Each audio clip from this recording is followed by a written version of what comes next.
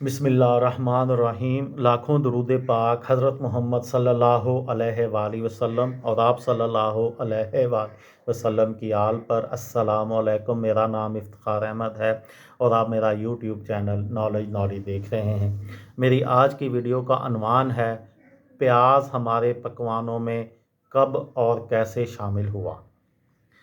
अगर ये कहा जाए कि हमारी ज़िंदगी में बहुत सी ऐसी चीज़ें हैं जिनके बारे में हम ये नहीं जानते या कभी ये जानने की कोशिश नहीं करते कि वो सब हम तक कैसे पहुंची।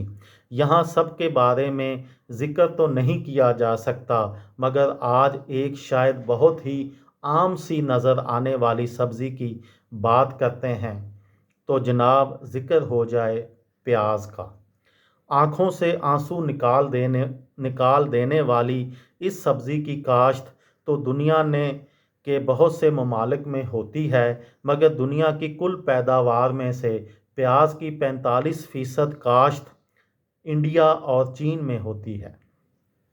तारीख़ी तौर पर प्याज सबसे पहले कहाँ और कब इस्तेमाल हुआ तो इससे मुतल्लक अमेरिका की येल यूनिवर्सिटी में मौजूद कदीम शहर बाबुल की तारीख़ के मजमूए में प्याज के खानों में इस्तेमाल से मुतल्लक शवाहिद मिलते हैं।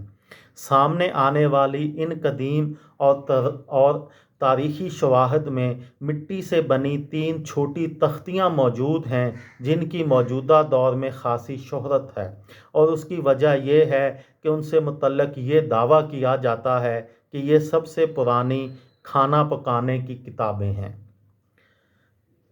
मट्टी की इन तख्तियों या स्लेटों के बारे में कहा जाता है कि ये तकरीबन 4000 साल पुरानी हैं। बताया जाता है कि पहली मरतबा 1985 में फ़्रांसीसी आसार कदीमा इन्हें पढ़ने में कामयाब हुए थे। जैन यूटेरो जो एक स्कॉलर हैं और उन्हें मेसोपोटामिया की सकाफ़त के माहिर के तौर पर देखा जाता है। मेसोपोटामिया बुनियादी तौर पर मगरबी एशिया का वो कदीम इलाका था जो अब मौजूदा इराक में आता है।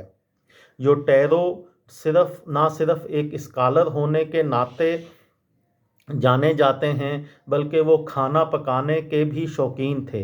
ताहम प्याज की तारीख को सबके सामने लाने वाले भी वही हैं। यूटेरो के मुताबिक आसार कदीमा से मिलने वाली इन 3 स्लेटों पर खाने पकाने की पुरानी तराकीब तहरीर हैं, जिनमें ये बात सामने आई है कि उस दौर में खाना पकाने में जो सबसे ज़्यादा चीज़ इस्तेमाल हुआ करती थी और उसे पसंद किया जाता था वो प्याज थे। यूटेरो का कहना है उस वक़्त सब्ज़ियों में सबसे ज़्यादा प्याज को पसंद किया जाता था। उनका कहना है कि इसकी वजह यह है कि प्याज को मुनफरद और नित नए अंदाज और तरीक़ों से खानों में इस्तेमाल किया जा सकता है। ये थी मेरी आज की वीडियो।